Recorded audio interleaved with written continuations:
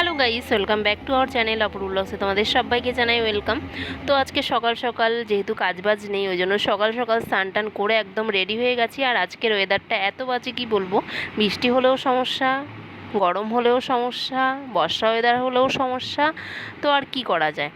তো এই যে মন্দিরে হচ্ছে ডালা দিয়ে এসে তারপরে দেখো মুষলধারা বৃষ্টি নেমেছে, এত পরিমাণে বৃষ্টি নেমেছে সে আর কি বলবো। আমাদের ছাদে এতটা পরিমাণে জল জমে গেছে, এখন ছাদের জল সব এই যে দেখতে পাচ্ছ সাইড দিয়ে হচ্ছে গিয়ে টপ টপ করে হচ্ছে নিচে গিয়ে পড়ছে। তো আজকে যাচ্ছা তাই অবস্থা আমাদের আজকে। তো কি বলবো, মানে এত পরিমাণে বৃষ্টি, এত পরিমাণে, এখন তো বর্ষার কোনো সিজনই নয়, একটু আধটু হতো ঠিক আছে, এত পরিমাণে গরম পড়েছে তার জন্য একটু ঠান্ডা হতো।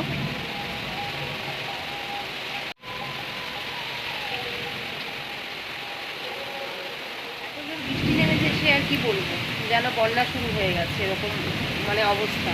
পেছনে মনে হয় জল জমা হয়ে গেছে, আর সেরকম ঝড় দিয়ে টপ টপ করে জল পড়ে যাচ্ছে, সেটা না দেখলে কিছুতেই বিশ্বাস করবে না। চলো তোমাদেরকে একবার দেখিয়ে আনি। যাচ্ছে তাই অবস্থা, পুরো সিঁড়ি টিড়ি একদম জলে জলাকার। দেখো এরকম অবস্থা আমাদের সিঁড়ি, যেরকম ওপর দিয়ে জল পড়ছে টপ টপ করে, যেহেতু ওপরের ছাদ পুরোটাই ফাঁকা, তো ওই জন্য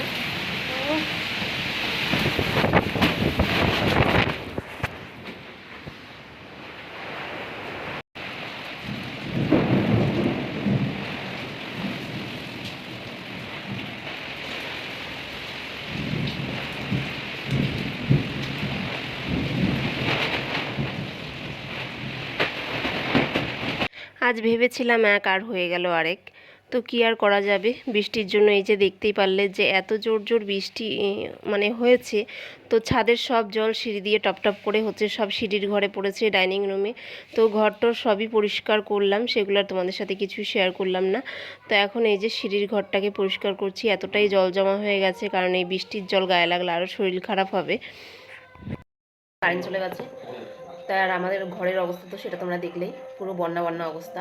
তো ছাদে তো পুরো ফাঁকা, ওই জন্য ছাদের ঘরগুলো তো পুরো জল জমে গেছে। তো সেগুলোকে আর পরিষ্কার করতে পারিনি, নিচেরগুলোই পরিষ্কার করলাম।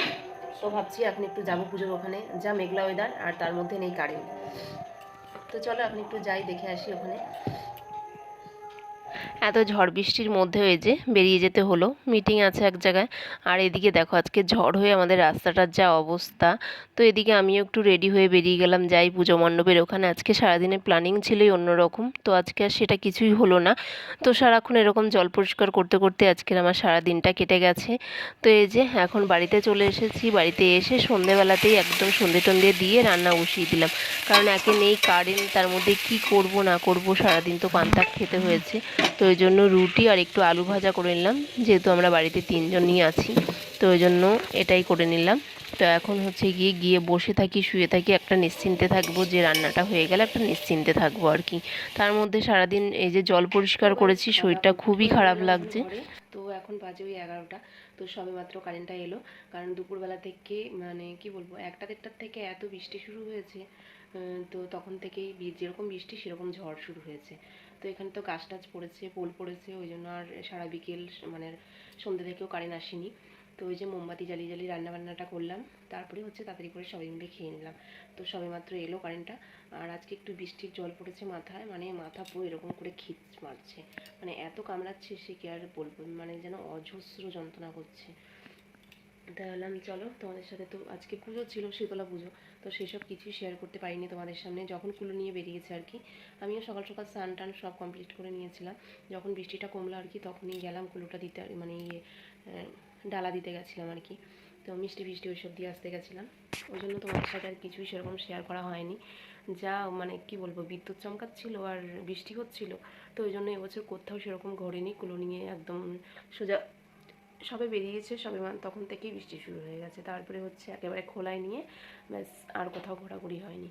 তো ওই জন্য এবার তোমাদের সাথে আর কিছুই সেগুলো শেয়ার করতে পারলাম না, ভাবছিলাম পরেও শেয়ার করব, তো সেগুলো আর শেয়ার হয়নি, মানে শেয়ার করতে পারিনি। দেখতেই পাচ্ছিলে যে আমাদের ঘর মানে জলে পুরো ভেসে যাচ্ছিল। তো এত মানে জানলায় টালনায় সেরকম এখন মানে কিছুই দেওয়া হয়নি। তো ওপরের ঘরগুলো ফাঁকা, ওই জানলা দিয়ে ঘরে জল ঢুকে পুরো ছাদ, সেগুলো তো তোমাদেরকে দেখায়নি। তো সেগুলো পরিষ্কার করতে করতে আমার এমনিতেই সময় কেটে গেছে আজকে। ভাবছিলাম আজকে রান্নাবান্না ছিল না, রেস্ট। তো এই যে বৃষ্টি এসে আমার রেস্ট সব মানে শেষ করে দিল আর কি। তো সব কিছু পরিষ্কার টরিষ্কার করে একটু রেস্ট নিয়েছিলাম। তারপরে গেলাম বিকেলবেলা একটু হাঁটতে হাঁটতে। তো তখনও দেখি কারেন্ট মানে নেই আর কি, একদম অন্ধকার। তো তোমাদের সাথে আর কি শেয়ার করব। তো এখন আবার ওখানে শীতলা পুজো আর কালী পুজো হয় দুটোই, যেহেতু একসাথে মন্দির, ওই জন্য শীতলা পুজোটা হয়ে যায় দিনের বেলাতে আর কালী পুজোটা হয় রাতে। তো এখনও ঠাকুর মানে কালী পুজোটা হবে আর কি।